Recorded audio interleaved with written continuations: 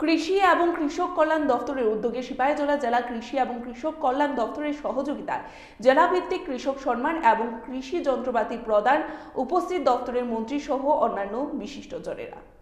আজ অর্থাৎ শুক্রবার সিপাহীজলা জেলা সদর বিশ্রামগঞ্জের শচীন দেববর্মন স্মৃতি কলাক্ষেত্রে এক অনুষ্ঠানের সূচনা করেন কৃষিমন্ত্রী রতনলাল নাথ। মন্ত্রী রতনলাল নাথ ছাড়াও এই অনুষ্ঠানে উপস্থিত ছিলেন সিপাহীজলা জেলা পরিষদের সভাধিপতি সুপ্রিয়া দাস দত্ত, সিপাহীজলা জেলা পরিষদের সহসভাপতি পিন্টু ওয়াইজ, রাজ্য কৃষি দপ্তরের অধিকর্তা শরদিন্দু দাস, উদ্যান দপ্তরের অধিকর্তা ফণীভূষণ জমাতিয়া এবং সিপাহীজলা জেলার মাননীয় জেলাশাসক ডক্টর নাগেশ কুমার বি প্রমুখ। সিপাহীজলা জেলার মোট 3টি মহকুমা 60টি ব্লক থেকে 120 জন কৃষককে এদিন কৃষক সম্মাননা প্রদান করা হয়। আজকের এই অনুষ্ঠানে সিপাহীজলা জেলার কৃষকদের সাহায্যের হাত বাড়িয়ে দেওয়ার লক্ষ্যে মোট 66 জন কৃষককে জলসেচের জন্য পাম্প সেট সম্পূর্ণ বিনামূল্যে প্রদান করা হয়।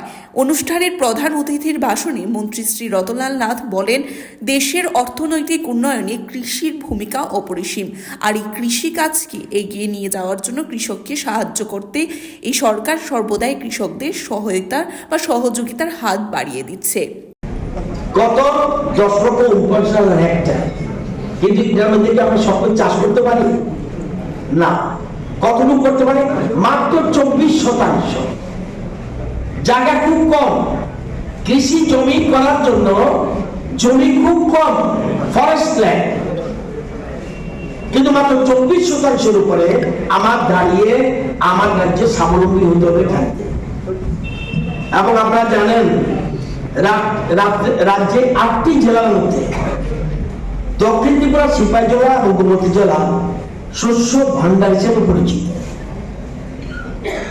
এবং সবচেয়ে বেশি কারা জানেন? কারা সবচেয়ে বেশি খাদ্য শস্য কোথাও উৎপাদন হয়?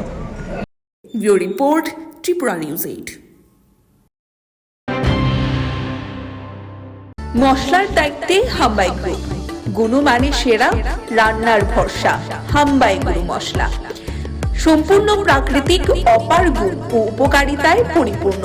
হাম্বাই গুরু মশলা। যদি কেমিক্যাল ফ্রি, কালার ফ্রি, প্রকৃত স্বাদের মশলা খেতে চান, তবে আপনার রান্নাঘরে চাই হাম্বাই গুরু মশলা। রান্নায় শুধুমাত্র তোমাকেই চাই হাম্বাই গুরু মশলা।